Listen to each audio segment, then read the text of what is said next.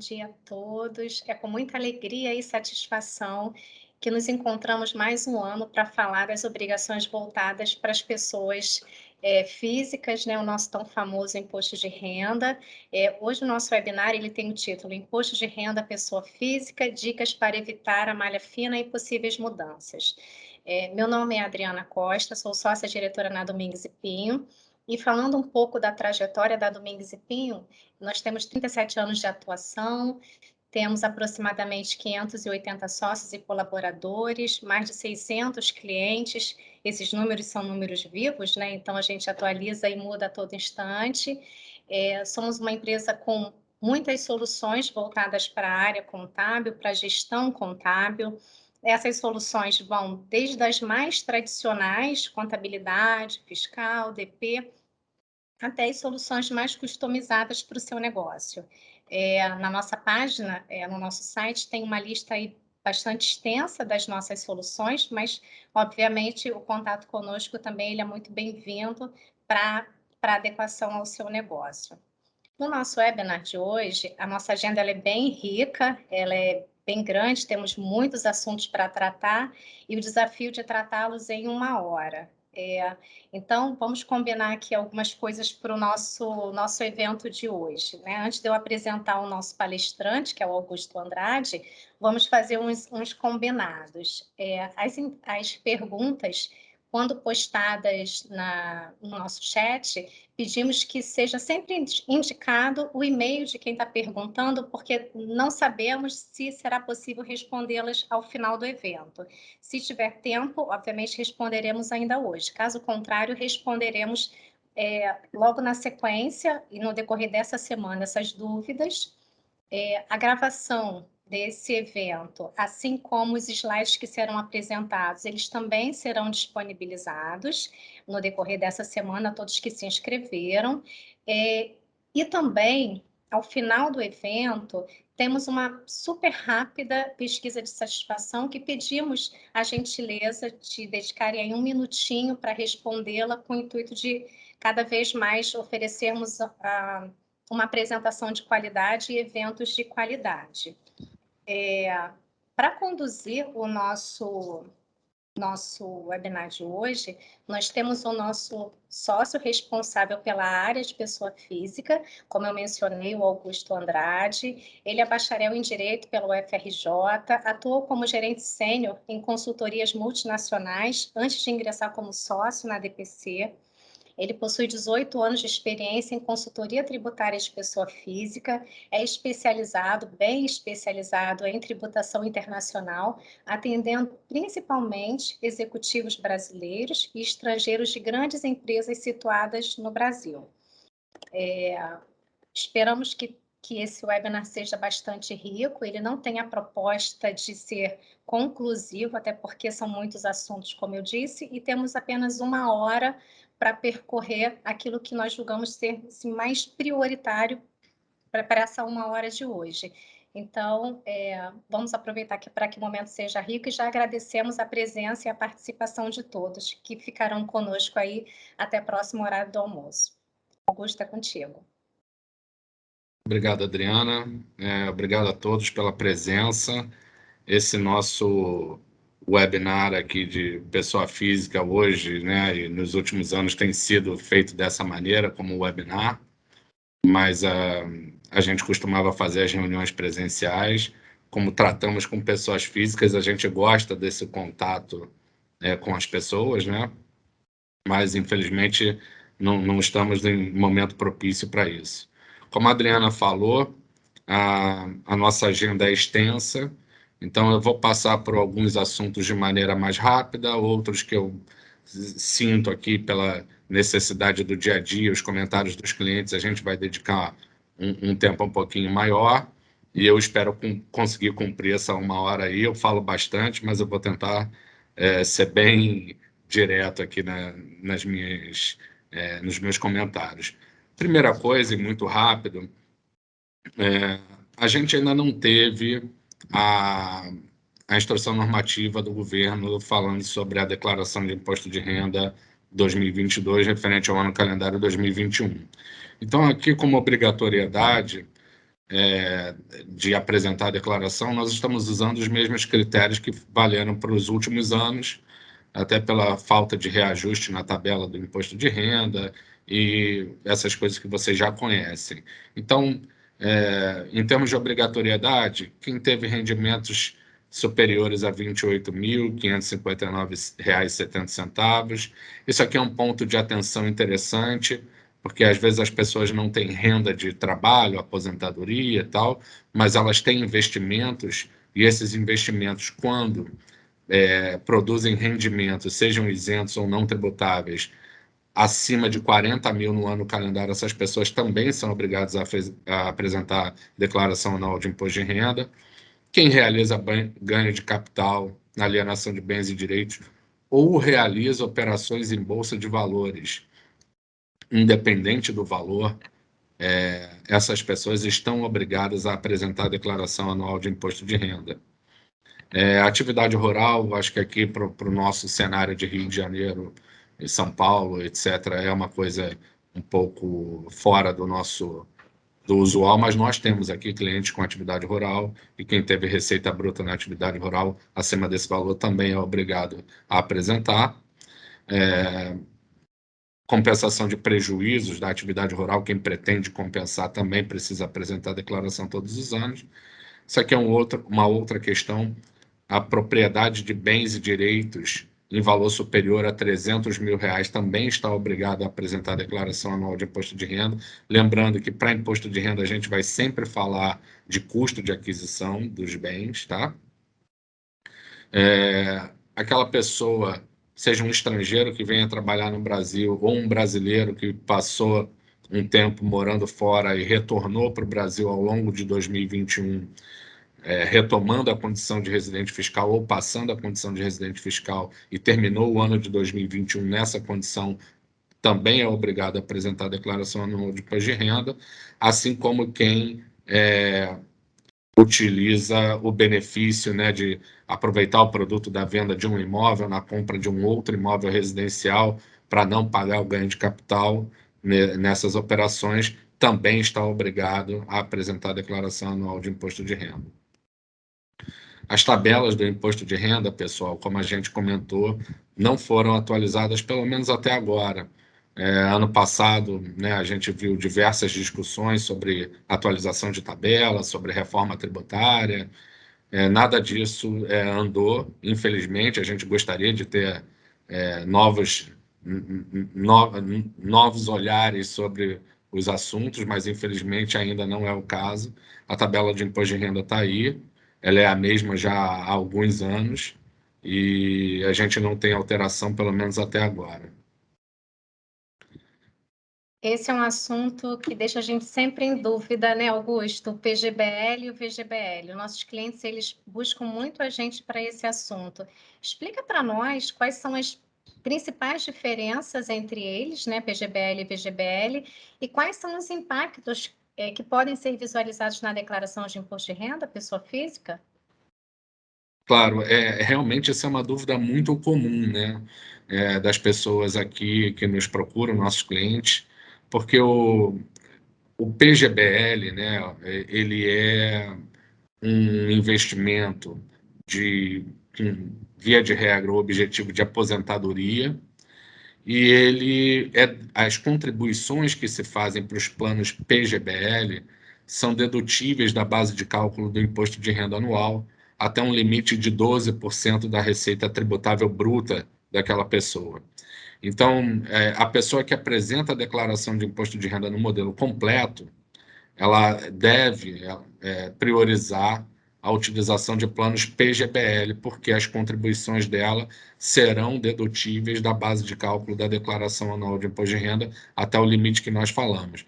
E aí, lá na frente, quando essa pessoa resgatar esses valores do PGBL, ela vai pagar imposto de renda sobre todo o montante resgatado. O VGBL, por sua vez, as contribuições não são dedutíveis da base de cálculo do imposto de renda. Então, o VGBL ele é aconselhável para quem faz a declaração no modelo simplificado. E aí, lá na frente, no momento do resgate do VGBL, o imposto será cobrado somente sobre os rendimentos das aplicações e não sobre o montante das contribuições efetuadas. Então, essas são as principais diferenças, né? A dedutibilidade ou não na base de cálculo do imposto de renda e a tributação no momento do resgate. Que, aliás, é muito importante que as pessoas prestem atenção nisso no momento de instituição do plano, porque você pode optar por tributar, né, o resgate, seja de um PGBL, de um VGBL, por tabela progressiva ou regressiva de imposto de renda. Tabela progressiva é essa tabela que nós vimos anteriormente. Então, na hora do resgate, se for um PGBL, nós aplicamos todo o valor do resgate sobre a tabela do imposto de renda. Se for um VGBL, vai se pegar os rendimentos daquela aplicação e aplicar a tabela do imposto de renda. A tabela regressiva, por sua vez, ela começa em 35% e ela baixa até 10% em função do tempo de contribuição. E aí é importante salientar que vale o tempo de cada contribuição sua. Então, na hora de fazer o resgate, o banco ou a instituição custodiante do seu PGBL, do VGBL, ele vai ter que fazer o cálculo levando em consideração cada uma das contribuições na hora de aplicar o imposto de renda. Então, só para finalizar aqui esse ponto, PGBL ele é bom para quem faz declaração anual de imposto de renda no modelo completo e VGBL para quem faz no modelo simplificado, prestando atenção nessas questões de tabela progressiva e regressiva. Os planos VGBL eles são bastante utilizados também como uma forma de proteção na sucessão, né? Porque é uma garantia que se tem de você, os seus herdeiros terem recursos até para pagar as despesas de um inventário e os impostos que o inventário geram, né, em função da transferência dos bens. Então, o VGBL também é usado para isso. E aqui um ponto importante, no final do ano passado, o STJ julgou um recurso especial, se não me engano, de São Paulo, decidindo que não incide imposto de transmissão causa-mortes e doações, o ITCMD, sobre o VGBL, que o VGBL teria uma característica híbrida, que ele é um plano, vamos dizer aqui, previdenciário para quem institui, mas no momento do falecimento do instituidor, ele se converte num seguro de vida para quem os beneficiários ali elencados para receber aqueles valores. Então, isso é uma forma também de garantir que seus herdeiros vão receber os recursos e não vão precisar pagar o imposto sobre isso com base nessa decisão do STJ. Falando aqui um pouco de investimentos, pessoal, aqui no Brasil a gente tem a renda variável, o investimento em bolsa aqui no Brasil, ele é tratado no imposto de renda como renda variável. A gente tem basicamente 3 grandes grupos, que são operações comuns, operações day trade, que são aquelas no mesmo dia, você compra e vende as ações no mesmo dia, e os fundos imobiliários. Em todas elas, é muito importante que o investidor tenha um arquivo de todas as operações de compra e venda, das notas de corretagem, para que se possa apurar os resultados corretamente. No caso de operações comuns, até R$20 mil no mês, no total das vendas, se você vende menos do que R$20 mil no mês em ações, operações comuns, qualquer ganho que você realize vai ser isento de tributação por ser considerado um ganho de pequeno valor. Para as operações de day trade e fundo imobiliário, esse limite de isenção não se aplica, tá? E cada uma delas precisa ser tratada separadamente, porque diferente do que propunha o projeto de reforma tributária que foi apresentado no ano passado, hoje a regra que vale é que os prejuízos dessas operações só podem ser compensados com prejuízos da mesma natureza. Então, se eu realizo uma venda com prejuízo de ações no mercado à vista, por exemplo, eu só vou poder compensar esses prejuízos com as operações comuns. Eu não vou poder compensar esse prejuízo com uma operação de day trade, tampouco com a compra e venda de um fundo imobiliário que eu tenha. A tributação é de 15% para as operações comuns, 20% para as operações de day trade e de fundo imobiliário. Também a reforma tributária queria colocar 15% para todas elas. Isso não passou, que está valendo ainda esse de 15% para as comuns e 20% para fundo imobiliário. A distribuição de dividendo das ações constitui um rendimento isento para as pessoas físicas investidoras. Já os juros sobre capital próprio constituem um rendimento de tributação exclusiva. Mas quando você recebe essa informação, você já tem o valor líquido que vai entrar na sua declaração de imposto de renda. Uma coisa que é muito importante a gente frisar é que todas as pessoas que operam no mercado de renda variável brasileiro estão obrigadas a apresentar a declaração anual de imposto de renda. Então, esse cruzamento de dados, ele é feito de maneira automática, porque nas notas de corretagem, quem está acostumado a operar no mercado, vê lá na nota de corretagem que tem um imposto retido de 0,005%, que é chamado de imposto dedo duro. Enfim, que essa é uma maneira que o governo identificou para que a Bolsa, né, a Bovespa, enfim, encaminhe para a Receita Federal essas informações de retenção de imposto, para que o governo saiba quem são aquelas pessoas que estão operando no mercado e que, consequentemente, são obrigadas a apresentar a declaração de imposto de renda anual. Não apresentar a declaração, né, não declarar os seus resultados de renda variável, eles podem gerar autuações da Receita Federal por conta desse cruzamento de dados e, obviamente, o recolhimento dos impostos com multa, não só a multa de mora, como a multa, né, pela notificação das autoridades fiscais e os juros, que é calculado com base na taxa Selic. Então, é muito importante que as pessoas saibam, falando até me adiantando aqui, uma coisa que eu acho que é um gancho importante, esse cruzamento de dados da Receita Federal, cada ano ele é mais sofisticado pela Receita Federal e a cada ano fica mais claro que não tem um fiscal ali olhando, né, cara crachá cada operação. É um cruzamento eletrônico de dados. E aí o cruzamento eletrônico de dados, ele torna muito mais fácil a fiscalização.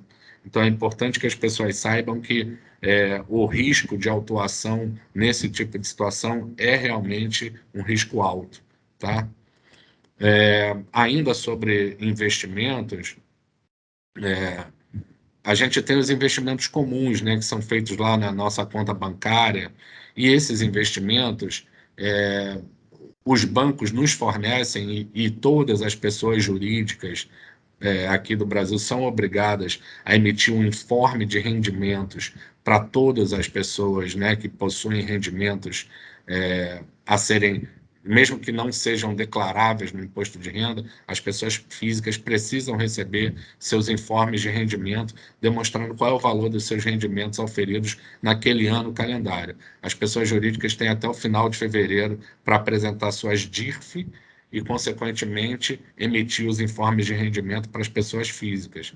Nesses informes de rendimento, é intuitivo, né, você olhar e verificar qual tipo de investimento você tem, qual tipo de rendimento que ele produziu, se é um rendimento isento, se é um rendimento de tributação exclusiva, e na declaração de imposto de renda, no programa gerador da declaração de imposto de renda, vocês vão achar nos quadros de rendimentos isentos uma linha que fala lá rendimentos de poupança, letras imobiliárias, etc., para você fazer o lançamento daquele valor que está no informe de rendimento do seu banco. Você vai precisar identificar o banco, identificar o CNPJ do banco e o valor exatamente conforme está no seu informe de rendimento. E da mesma forma, os rendimentos que são de tributação exclusiva, também você vai achar uma linha no quadro de rendimentos de tributação exclusiva da declaração anual de imposto de renda, de rendimentos de aplicação financeira, e lá você vai identificar o CNPJ da fonte pagadora.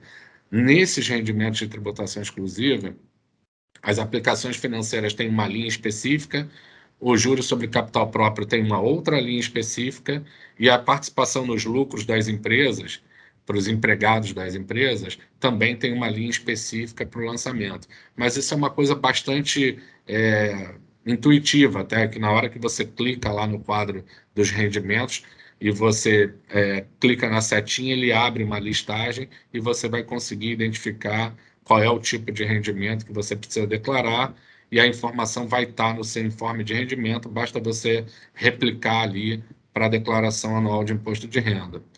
É uma coisa que está bastante na moda e a gente achou muito importante trazer aqui para a nossa conversa, é a questão dos criptoativos.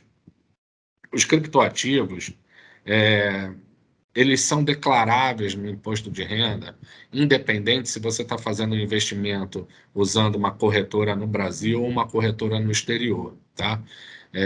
Você precisa declarar, assim como você declara qualquer ativo, e você declara o seu criptoativo pelo custo de aquisição. Então, se eu comprei 100 bitcoins por R$ 5.000, por exemplo, eu nem sei quanto está valendo agora, para ser honesto, você vai declarar lá no seu imposto de renda que você adquiriu 100 bitcoins por R$ 5.000. Ah, mas em 31 de dezembro elas estavam valendo R$ 50.000. Pouco importa, para imposto de renda, a gente declara custo de aquisição. No caso dos criptoativos, o limite de isenção para tributação ou não dos seus ganhos, ele é de R$ 35.000. E aqui a gente não fala de compensação de prejuízo, tá, pessoal? Então, se eu tive prejuízo ruim para mim, se eu tive ganho, eu vou tributar esse ganho, independente de qualquer situação, desde que as minhas vendas naquele mês, o total das vendas do mês, sejam superiores ao equivalente a R$ 35.000, tá? Então, se eu vendi mais do que R$ 35.000, eu preciso eventualmente pagar imposto sobre esses ganhos. Apurar o resultado eu sou sempre obrigado a fazer. Nas operações acima de R$ 30.000, além da questão da apuração, além dessa história de apurar ou não apurar o imposto, a gente precisa fazer um reporte dessas operações para a Receita Federal. Se você utiliza uma exchange no Brasil, essa corretora aqui do Brasil, ela própria é responsável por prestar essas informações para a Receita Federal. Se você opera diretamente no exterior ou utiliza uma corretora no exterior, é você, pessoa física, que precisa acessar o ECAC, que é a página, dentro da página da Receita Federal de cada contribuinte, ir lá no ECAC fazer o reporte das suas operações com criptomoedas. Isso é uma coisa que pouca gente tem feito. Nós recebemos aqui diversas demandas ao longo do ano de pessoas que perceberam que precisavam fazer alguma coisa e não sabiam exatamente o que. E aí nós orientamos tanto nessa questão de apuração dos resultados mensalmente, quanto nesse reporte das operações para a Receita Federal. E agora, indo para um bloco voltado aí para o exterior, a gente tem esse primeiro item que chama também muito a atenção dos nossos clientes, que querem saber como que eu faço quando eu tenho bens e rendimentos no exterior, como imóveis, ações. Quais são, Augusto, as principais recomendações que você pode dar para esse público? E também, outra coisa que acontece muito presente é o imposto. Ele incide sobre a remessa do Brasil para o exterior e vice-versa. Fala um pouquinho para nós, por favor. Esse é uma questão bastante que gera muitas dúvidas, porque, primeiro, as pessoas têm dificuldade em saber como vão declarar, né? E aí, voltando aqui, o imposto de renda, a gente vai sempre falar de custo de aquisição dos ativos. Então, se eu invisto no exterior, eu compro ações diretamente na minha pessoa física, eu vou declarar o custo dessas ações. Se eu faço um investimento no fundo de investimento no exterior, eu vou declarar o custo dos meus aportes no exterior. E pouco importa a variação de mercado disso. E aí, lá na descrição dos meus ativos, eu vou precisar dizer o que é esse meu investimento, se são ações, se são fundos de investimento, se é uma simples conta corrente.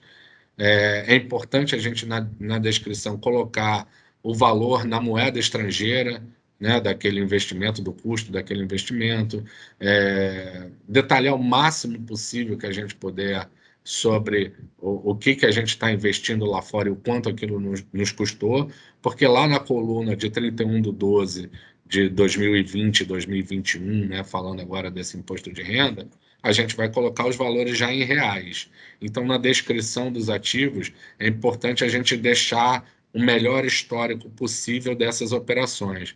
Só uma questão aqui de que, quando a gente está falando de depósitos à vista, e aí depósitos à vista, independente se eles são remunerados ou não, tá? Depósitos à vista, nós declaramos sempre o saldo. Então, se eu tenho uma conta corrente ou uma poupança, eu vou declarar o saldo em 31/12, tá?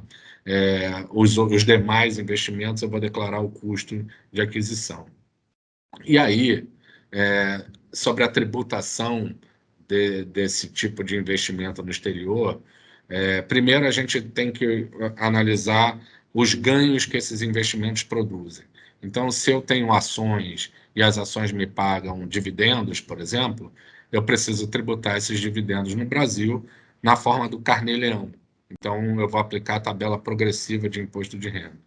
Se eu tenho, por exemplo, bonds, né, que são investimentos muito comuns no exterior, e esses bonds me pagam juros, esses juros já são tributáveis na forma do ganho de capital. Tá? E aqui não há que se falar de variação cambial. Essa questão da variação cambial, ela só vai ter impacto no momento de, por exemplo, se eu vendo essas minhas ações ou se eu vendo esses meus bonds no exterior, por exemplo. O governo brasileiro, para ele tributar a variação cambial, ele precisa saber qual foi a origem dos meus recursos que me levaram a adquirir aquele patrimônio no exterior. Então, se eu tenho dinheiro, se eu ganho dinheiro no Brasil, eu faço a remessa para o exterior e aí faço meu investimento no exterior, os meus ganhos ou perdas sobre esses investimentos no momento de liquidação deles, eles vão levar em consideração a variação cambial entre o momento da minha remessa e o momento da liquidação desse investimento. Se os meus recursos eles são auferidos fora do Brasil, eu tenho uma fonte de renda no exterior, eu recebo meu salário no exterior, e aí, lembrando aqui, o salário é efetivamente suportado por uma fonte pagadora no exterior. Eu não estou falando do salário que uma empresa brasileira me paga e que eu peço para ela transferir para uma conta minha do exterior. Esse salário vai ser sempre fonte situada no Brasil, porque a origem dos recursos é de uma empresa brasileira, né, de uma fonte pagadora brasileira.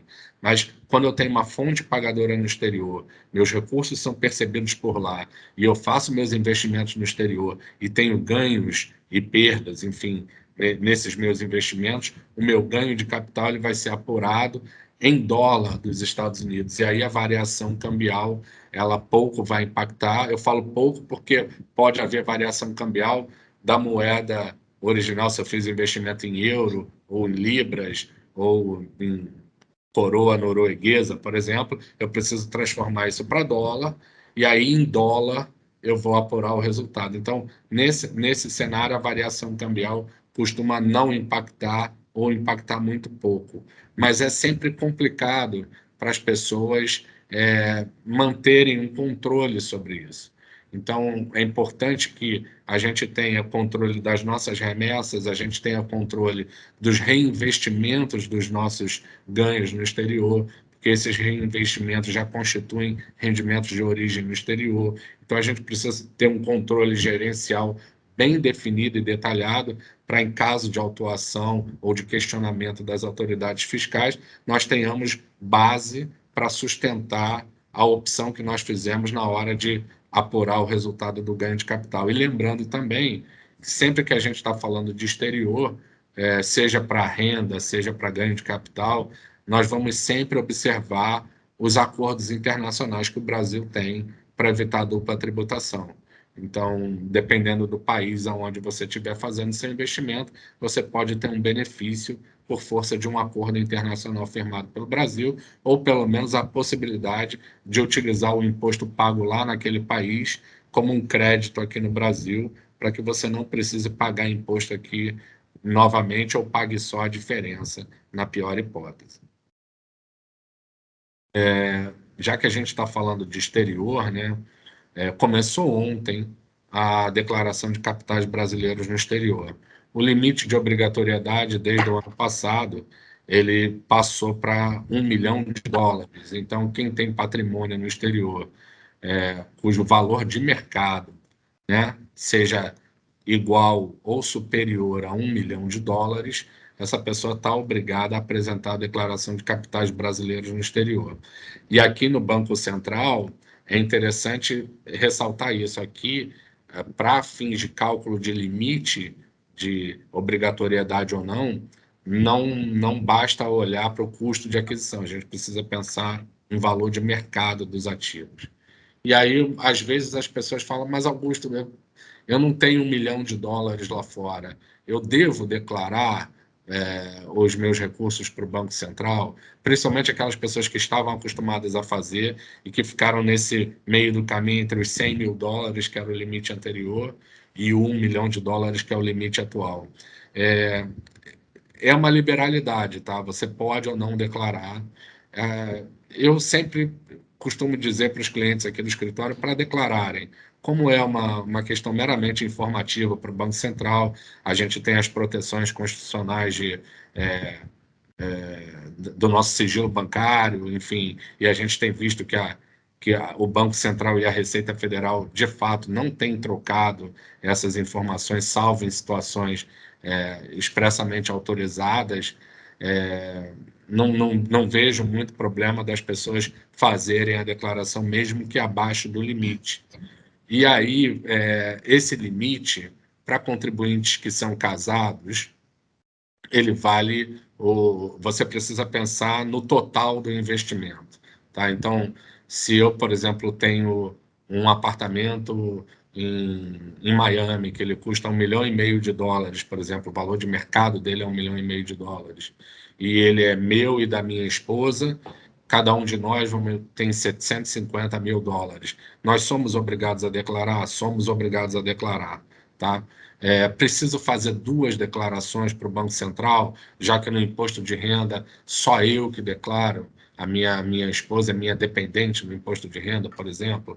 Em teoria, sim, tá? O Banco Central ele pede que cada pessoa faça a sua declaração em separado. E eu estou dizendo em teoria porque, na prática, pelo menos que a gente vê, uma certa insatisfação das pessoas em precisarem fazer 2 declarações, e às vezes a gente vê aqui algumas tomadas de decisão no sentido de não, eu vou declarar 100%, eu estou declarando tudo, eu não estou omitindo nenhuma informação das autoridades brasileiras, eu prefiro declarar tudo no meu CPF. Pode fazer? Pode fazer. Não é o que o Banco Central pede para que seja feito. Já os bens em condomínio, da mesma maneira que a gente falou sobre os contribuintes casados, a gente também, mesmo que o meu quinhão seja inferior ao limite de obrigatoriedade, nós aconselhamos as pessoas a declararem, porque o Banco Central entende que precisam declarar, aquele patrimônio precisa declarado de qualquer maneira, independente do meu quinhão estar abaixo ou não do 1 milhão. No caso de quem tem uma offshore, né, ou participa do capital de alguma empresa no exterior, mesmo que não seja uma offshore, enfim, é importante a gente perceber aqui qual é o percentual de participação, né? Se o meu percentual de participação é inferior a 10%, eu vou fazer uma declaração para o Banco Central bem mais simples do que aquela que eu sou obrigado a fazer quando o meu percentual de participação é superior a 10%, que aí eu vou precisar abrir as informações da empresa, ativos, passivo, patrimônio líquido, conta de lucros acumulados, meu percentual de participação, tanto no capital quanto de voto, resultados não realizados ainda, enfim, quando a gente fala de declarar um investimento direto, que é chamado assim lá na declaração do Banco Central, a gente está falando de um detalhe, de um requinte de informações muito mais aprimorado do que aquele que cabe quando o meu percentual de participação é inferior a 10%.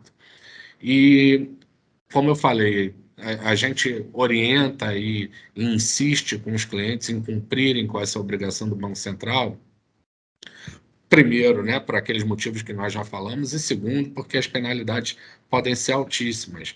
No caso de uma tentativa de fraude, por exemplo, isso pode chegar a 250 mil reais por declaração não entregue. Né? A declaração em atraso, a penalidade ela pode chegar até 25 mil reais.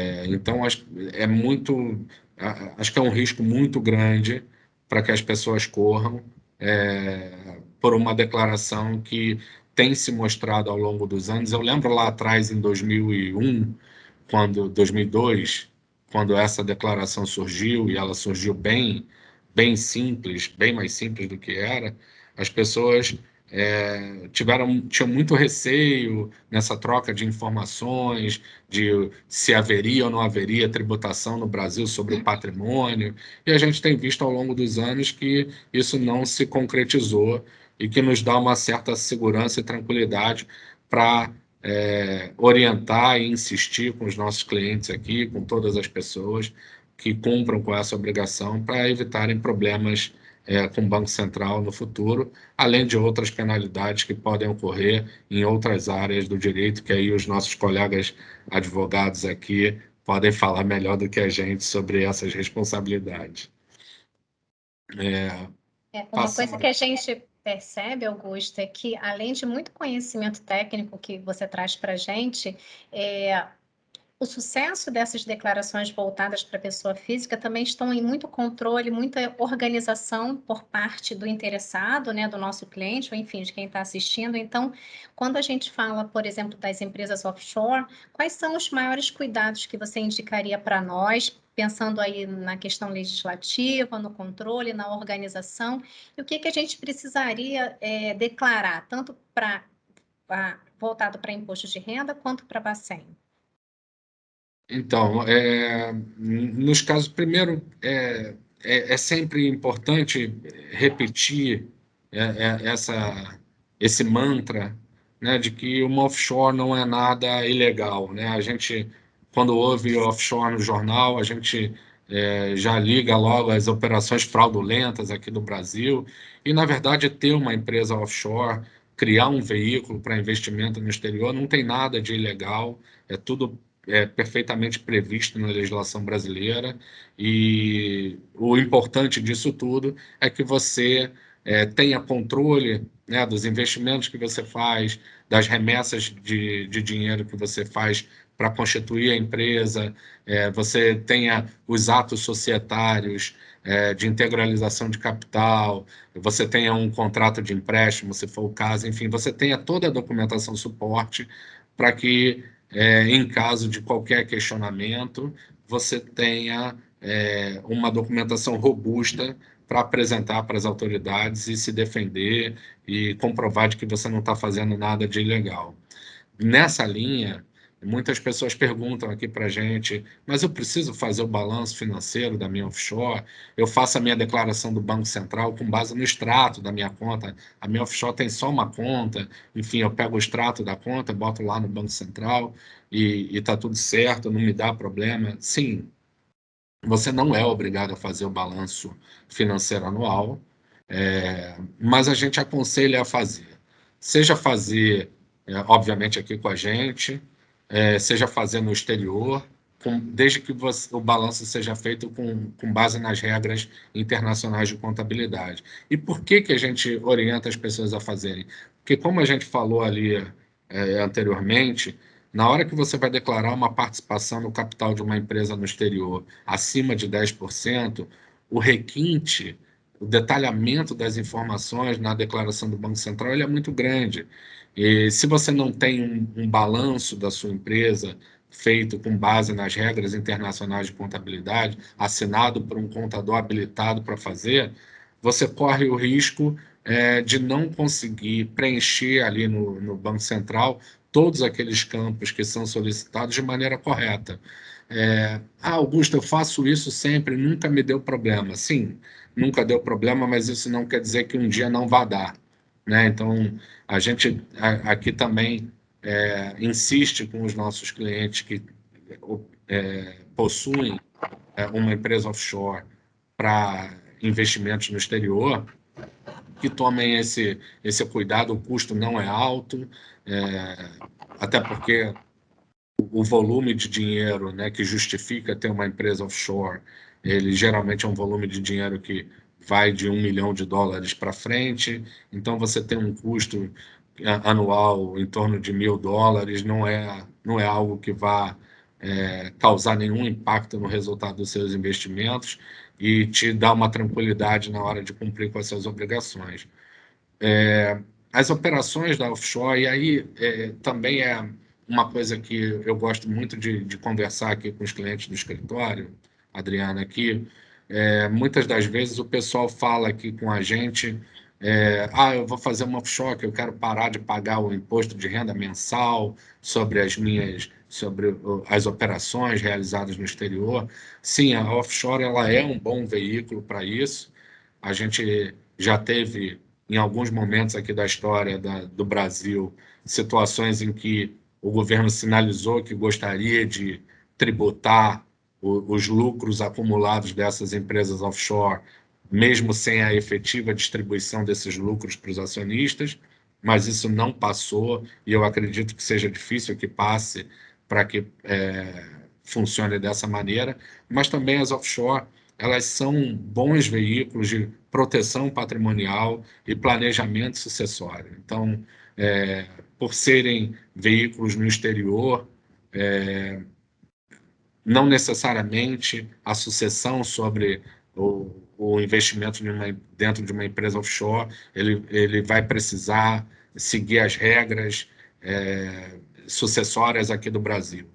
Então, você pode utilizar o offshore como uma forma de garantir determinados recursos para um herdeiro específico, você pode usar o offshore como proteção do seu patrimônio, você pode usar o offshore como uma maneira de postergar a data de pagar imposto sobre os investimentos e os lucros desses investimentos no exterior. Então, a offshore ela tem um caráter muito maior do que simplesmente uma possível economia de imposto, porque economizar imposto é possível, mas ele não é o objetivo fim de uma offshore, até porque não necessariamente você vai ter uma economia de imposto. Você, com certeza, vai ter uma postergação do seu prazo para pagar imposto. Mas se essa postergação no futuro vai se concretizar como uma economia ou não, isso é uma coisa que a gente não sabe, seja pela forma como os recursos voltarão para você, seja por uma eventual mudança na legislação brasileira.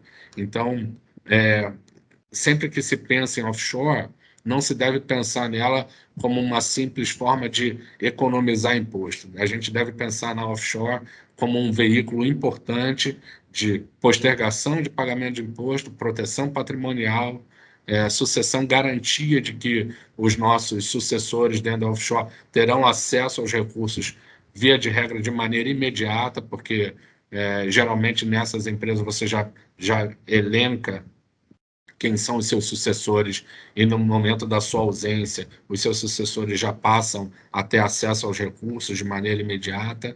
Então, a offshore ela tem um caráter muito maior do que esse simplesmente a possibilidade de economizar imposto. E para finalizar aqui falando da maneira de como declarar a minha offshore, para fins de imposto de renda, eu declaro os meus aportes, o meu custo, né, de aquisição da minha offshore, então quanto de dinheiro eu botei lá, seja como capital, seja como um empréstimo, enfim, da maneira que a gente achar interessante, de acordo com o planejamento que foi feito. E para a declaração de capitais brasileiros no exterior, eu vou praticamente abrir um balanço da empresa dentro do Banco Central e declarar a situação patrimonial da empresa em 31 de dezembro de cada ano. Na verdade, assim, essa questão da offshore, um belo balanço financeiro feito traz muita tranquilidade, né, Augusto? Um Sem dúvida. fidedigno acompanhamento das operações ao longo do ano, que, na verdade, resulta aí no ano seguinte no balanço, mas ele traz muita tranquilidade. É importante que a gente realmente siga aí com todas as regras e olhe a offshore como uma oportunidade, né?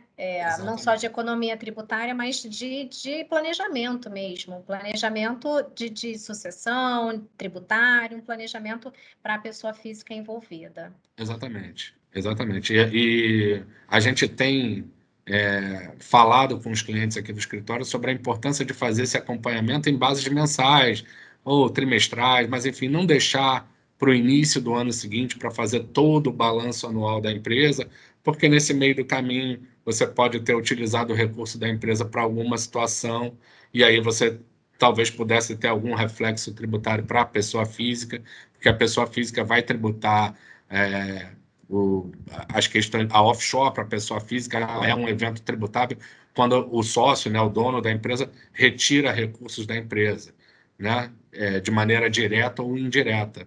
Então é preciso tomar cuidado com isso na hora e fazer isso, um acompanhamento sobre isso em bases mensais garante que se houver necessidade de recolher imposto, o imposto seja recolhido dentro do prazo e a gente evite multa e juros. Novamente, o nosso controle e organização aí, né? Exatamente, É. exatamente.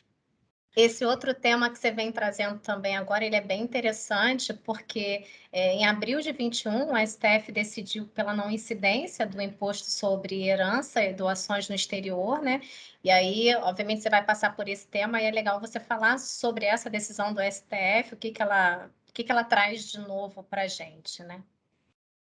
Isso foi esse assunto, né, das heranças e doações no exterior. Ele é um assunto que ele era um assunto cinzento ao longo de muitos anos aí. A gente esperava com muita ansiedade por esse julgamento do STF, que ele foi anunciado em 2016 e o julgamento ocorreu só em abril de 21. E lá nesse julgamento, o STF ele fez uma que, né, se chama de modulação dos efeitos da decisão do STF, que basicamente o STF disse: olha, essa decisão vale daqui para frente, os fatos geradores do passado precisarão, enfim, se você pagou o imposto, a vida que segue. Se você moveu um processo para não pagar o imposto, está em discussão, você vai ter o direito de não pagar ou de reaver o depósito judicial que você fez para garantir o juízo, para poder discutir a incidência do imposto sobre doações e heranças no exterior. E aí, falando sobre doações, também é importante frisar que se a isenção sobre as doações está ligada ao doador estar situado no exterior. Obviamente, se o donatário está no Brasil, está no exterior também, né? Quem recebe está no exterior, não há que se falar em tributação aqui no Brasil.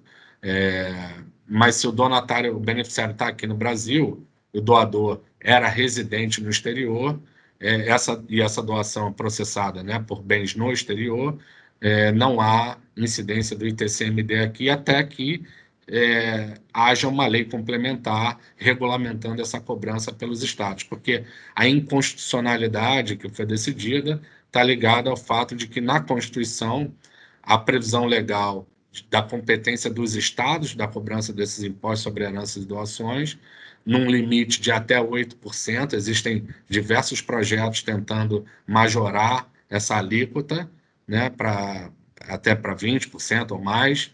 Enfim, mas hoje o limite constitucional é de 8%, e cada estado tem a sua legislação interna dizendo como é que ele vai cobrar aquele imposto sobre doações e heranças. Aqui no Rio de Janeiro, as alíquotas variam de 4% a 8%, é uma alíquota que varia em função do monte, né, ou da doação. Em São Paulo, a gente ainda está em 4%, enfim, as alíquotas variam muito de estado para estado. Obviamente, dentro desse limite de 8% estabelecido pela Constituição, mas isso pode mudar.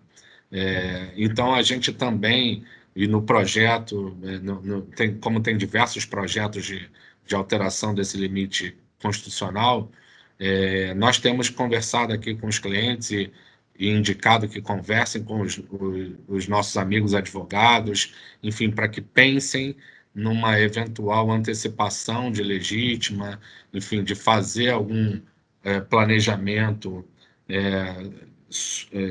sucessório para que a gente para que essa pessoa garanta, né, que vai pagar o imposto com base nas regras atuais e evite surpresas futuras. No caso de uma questão importante aqui, que na doação ou herança de bens imóveis, há uma oportunidade de economia tributária no ganho de capital, porque quem recebe o bem imóvel tem a possibilidade de receber o bem pelo mesmo custo de aquisição que constava na declaração da pessoa falecida ou de quem está doando, ou atualizar esse valor a mercado com base na base de cálculo do ITCMD, por exemplo, porque o imposto de transmissão ele é calculado sobre o valor de mercado do bem, não sobre o custo do bem. E aí as pessoas reclamam muito aqui, mas Augusto, eu paguei o imposto de transmissão sobre 5 milhões e o imóvel estava lá na declaração do meu pai, comprado em 1900 e bolinha por 100 mil, eu não posso atualizar? Você pode atualizar, mas se atualizar, há possibilidade de incidência de ganho de capital. Mas aí vale a pena a gente conversar, porque existe uma possibilidade grande de economizar um bom dinheiro aqui em termos de ganho de capital, principalmente sobre aqueles imóveis que você pretende vender. Então, é muito importante que você procure uma consultoria sobre o tema, porque pode haver aqui uma oportunidade de economizar um bom dinheiro. Como a gente já falou, né, da inconstitucionalidade sobre doações e heranças no exterior, esse era um assunto muito discutido e agora, enfim, a gente tem uma decisão do STF dizendo como é que a gente deve tratar. Nos casos de sobrepartilha, é importante a gente falar que a Receita Federal agora permite que se faça uma declaração de sobrepartilha. Então, antes, se a gente tinha feito uma declaração final de espólio, a gente era obrigado a retificar as declarações anteriores para fazer uma nova declaração final de espólio, e agora a gente não precisa mais agir dessa maneira. Enfim, isso é um assunto bastante extenso, a gente está aqui com o tempo bem apertado, então eu estou aqui à disposição para quem quiser conversar melhor sobre esse tema, a gente conversar mais sobre isso, e também a gente tem bastante material sobre isso nas nossas redes sociais, nós reiteradamente produzimos material de divulgação sobre o assunto, então se vocês procurarem tanto no nosso site quanto nas redes sociais esse assunto, vocês vão encontrar materiais já produzidos pela DPC tratando desse tema, e aí a gente, obviamente, vai estar aqui sempre disponível para continuar a conversa. E aí, como o Augusto falou, nós temos aí um compromisso de tentar colocar muita informação, muito conteúdo, mas temos também o compromisso de tentar fazer esse webinar em aproximadamente 1 hora, que é um grande desafio. Vocês veem que o Augusto nem respira, né? Ele só fala. Então, assim, já encaminhando para os últimos slides, já conclusivos, Augusto, traz para a gente quais são os erros, quais são as coisas mais comuns que os contribuintes precisam se atentar, e, obviamente, a gente não tem aí a IN, a Instrução Normativa para 2022, voltada para o Imposto de Renda à Pessoa Física, mas o que a gente pode esperar, ou poderia esperar de mudança para 2022? Vamos lá. Primeira coisa, assim, a maioria das autuações da Receita Federal hoje em dia está ligada à omissão de rendimentos. Augusto, desculpa, deixa eu só te interromper. Eu até coloquei uma mensagem no chat. Para os que perguntaram, nós observamos que nem todos indicaram os e-mails. Eu até escrevi agora. Então, por favor, indiquem os e-mails, porque como estamos avançando nessa nossa 1 hora, possivelmente não conseguiremos responder as perguntas durante a apresentação, mas responderemos depois. Aí precisamos confirmar o e-mail de todos, tá? Obrigada. Obrigado a você, Adriana. Os erros mais comuns estão ligados à omissão de rendimentos. Então, como eu mencionei anteriormente, o cruzamento de dados da Receita Federal hoje é eletrônico e é muito fácil para a Receita Federal receber a informação de uma DIRF, de uma pessoa jurídica, por exemplo, ou até de uma declaração de uma pessoa que paga aluguel para uma outra pessoa física e fazer o cruzamento desses dados pelo CPF, para ver se aquela pessoa declarou aquele rendimento ou não. E aí é importante falar dos rendimentos dos dependentes. Quando nós incluímos os dependentes no nosso imposto de renda, a gente não deve incluir somente para aproveitar as despesas que os nossos dependentes têm, mas, eventualmente, se o dependente possui renda, como, por exemplo, um pai ou uma mãe que declara um filho dependente e esse filho recebe uma pensão alimentícia, por exemplo, essa pensão alimentícia precisa ser incluída como rendimento desse dependente na declaração, sob pena da declaração cair na malha fina de maneira basicamente automática. Despesas médicas também, o cruzamento de dados é bastante simples, existe a DMED, né, que as empresas, os médicos, enfim, são obrigados a mandar para a Receita Federal as informações de quem pagou determinada despesa, quanto foi, para quem foi. Esse cruzamento é automático. E aqui a gente tem muita gente caindo na malha fina. E é interessante falar, pessoal, que quando você cai na malha fina, por essa autuação ser automática, é muito comum nós vermos termos de autuação genéricos. Então, você cai na malha fina por uma questão de uma despesa médica e acaba sendo exposto numa operação de renda variável, por exemplo. Então, é importante a gente ter muito cuidado na hora de declarar o imposto de renda para evitar que esse cruzamento automático nos leve a uma autuação genérica que nos cause muito mais transtornos do que o que a gente imaginava que iríamos sofrer, tá? As divergências, como eu falei, de um valor declarado por uma fonte pagadora e o que veio no meu informe de rendimento, que eu botei até de boa fé na declaração de imposto de renda, acontece muito, né? Uma empresa faz uma DIRF, declara que pagou para mim 10 mil reais e que reteve 2 mil de imposto, e aí dá um mês, a empresa retifica a DIRF e diz lá que me pagou os mesmos 10 mil, mas que reteve só 1.900 de imposto.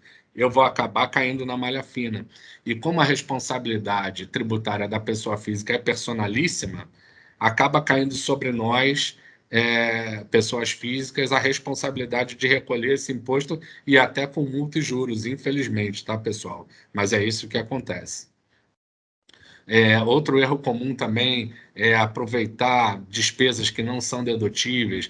Eu paguei o curso de inglês do meu filho, lancei lá como despesa escolar, isso não é dedutível, então eu acabo utilizando despesas equivocadamente na dedução da base de cálculo do meu imposto, rendimentos recebidos acumuladamente também geram bastante questionamentos, divergência entre os meus pagamentos de carnê-leão, por exemplo, imposto complementar ou ganho de capital, com os meus demonstrativos anexos da declaração. Enfim, todos esses erros são os erros mais comuns que levam as pessoas à malha fina.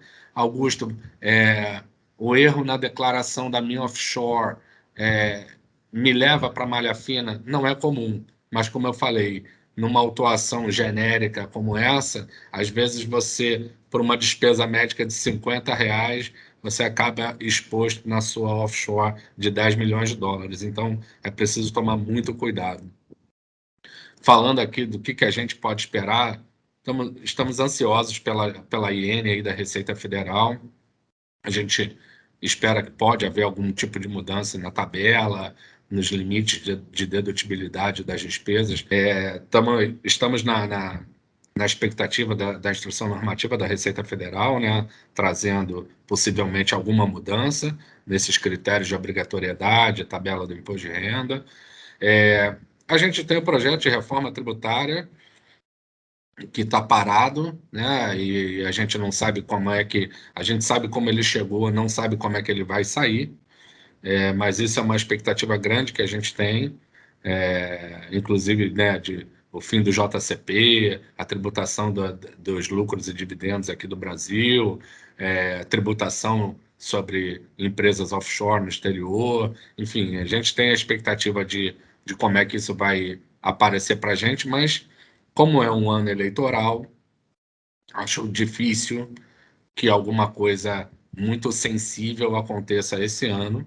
Em contrapartida, já acho mais provável que no início do ano que vem, com um novo governo, ou o mesmo governo, mas num novo mandato, exista a possibilidade de mudanças mais sensíveis aí, porque não é nenhuma questão de se é justo, se é bom ou se não é, mas a verdade é que a gente precisa de algumas mudanças, a gente precisa de alguns acertos, e tomara que essas mudanças venham e sejam de fato acertos, né? E não uma mudança como esse projeto de reforma que foi feito no ano passado, que foi um projeto muito criticado e com diversos pontos que geraram bastante insegurança para as pessoas, e aí puxando a sardinha aqui para o nosso lado, para as pessoas físicas. A nossa tabela do imposto de renda não é corrigida já desde 2015, então a gente tem aí uma tentativa de ampliar essa faixa de isenção aí do imposto de renda, fixar um índice de correção para a tabela do imposto de renda, para que seja um projeto de Estado e não um projeto de governo, né? Então vamos ver o que vai acontecer aí daqui para frente, mas vocês, como eu já falei anteriormente, a gente vai manter vocês informados, né, tanto nas nossas redes sociais, no nosso mailing, sobre qualquer mudança, publicação da IN, enfim, a gente produz com frequência materiais para informar os nossos parceiros, amigos, clientes, enfim. Então, a gente precisa estar atento ao que está por vir. A gente precisa, para concluir aqui a nossa conversa, né, analisar as possibilidades que nós temos de economia fiscal, de proteção do nosso patrimônio, de proteção dos nossos dependentes, planejar a nossa sucessão, planejar os nossos movimentos e não fazer as coisas e depois ver, putz, eu já fiz alguma coisa que está me gerando um caminhão de imposto para pagar. Se a gente organizar a nossa documentação, se planejar com antecedência, buscar uma assessoria de qualidade que conheça os assuntos e que possa nos orientar, isso vai garantir para a gente não necessariamente uma economia, mas pelo menos uma tranquilidade de saber qual é o tamanho da nossa exposição, qual é o tamanho do imposto que a gente tem para pagar, se aquilo ali está calculado corretamente, enfim, evitar surpresas no futuro. A gente não gosta de surpresa, a gente gosta de saber aonde a gente está pisando e o que a gente está fazendo. E, por fim, guardar a documentação por 5 anos, que é o prazo decadencial estabelecido pela legislação brasileira, para que uma pessoa tenha que comprovar aquela declaração que está sendo prestada na declaração anual de imposto de renda. E, enfim, quem está saindo ou voltando para o Brasil, se atentar às obrigações para também evitar surpresa. Você sai do Brasil, começa a trabalhar fora, ganha dinheiro, não fez o encerramento da sua residência fiscal aqui, precisa tributar os rendimentos do exterior, enfim. Então, tudo isso precisa ser analisado com cuidado, e aí uma assessoria bem feita e um planejamento com antecedência vão fazer diferença para que você consiga ter tranquilidade no seu dia a dia. Aqui, enfim, rapidamente, a gente presta diversos serviços, a gente faz a contabilidade das empresas offshore, a gente apoia estrangeiros no Brasil, a gente ajuda no planejamento sucessório, enfim, na organização da vida dessa pessoa para fins de imposto de renda.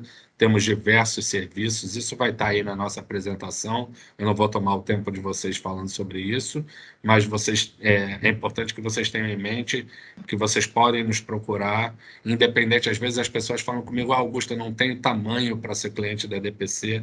Tem, a DPC trabalha com clientes de todos os tamanhos, porque os nossos honorários aqui não são pelo tamanho do cliente, são pelo tamanho do trabalho, isso faz toda a diferença. Então, procure a gente, converse, que a gente vai ter prazer em atender, e se a gente não puder atender por algum motivo, a gente também vai ter prazer em indicar nossos amigos, nossos parceiros, que vão poder fazer um atendimento de qualidade. E, enfim, muito obrigado a todos pela presença mais uma vez. Aqui o QR Code para que vocês possam acessar a pesquisa de satisfação. Por favor, gastem um minutinho aí, que isso vai ajudar a gente nos nossos próximos webinars. Os meus dados de contato estão aí, tanto esse telefone celular tem meu WhatsApp pessoal, então vocês podem fazer contato comigo. Eu sou bastante responsivo, eu, às vezes posso demorar um pouquinho, mas eu dou satisfação, eu falo com as pessoas com bastante frequência e costumo ser bastante rápido no meu retorno. Então, fique à vontade para falar comigo e para acessar tanto as redes sociais da DPC quanto o nosso site para buscar informações tanto aqui da área de pessoa física como da DPC como um todo. Muito obrigado a todos. Adriana, obrigado. Augusto, eu queria até aproveitar, porque o Tavares está participando aqui do nosso evento, e ele sugeriu um novo encontro para explorar mais a questão de sucessão utilizando a offshore. E aí eu gostaria, com esse gancho, dizer que a gente, ao longo do primeiro semestre, por conta das obrigações de pessoa física, a gente acaba fazendo uma série de gravações, talvez não sejam ao vivo, como essa daqui, ou serão, a gente está organizando, mas tem uma série de conteúdos que disponibilizaremos ao longo aí desse semestre, mais agora no início do ano. Falaremos sobre repatriação de recursos, sucessão patrimonial, expatriados, as próprias empresas offshore, que a gente realmente tem muita demanda disso, então teremos outros encontros, então fiquem atentos aí às nossas comunicações, que a ideia realmente é a gente, nesse início do ano, se fazer bem presente, porque são temas muito demandados. E aí, Augusto, até antes de você colocar os seus contatos, eu já tinha te tornado público aqui e tinha colocado no chat os seus dados, tá? Então, todos já tinham aí o seu telefone celular. E, de verdade, o Augusto, ele é muito atencioso. Augusto, parabéns pela sua brilhante apresentação. Tem bastante elogios aí para ti no chat, que, obviamente, você não consegue acompanhar. Parabéns pelo teu conhecimento e faremos outros encontros de tamanha qualidade, viu? Muito Obrigado, obrigada a Adriana. todos. Obrigado a todos. Boa tarde.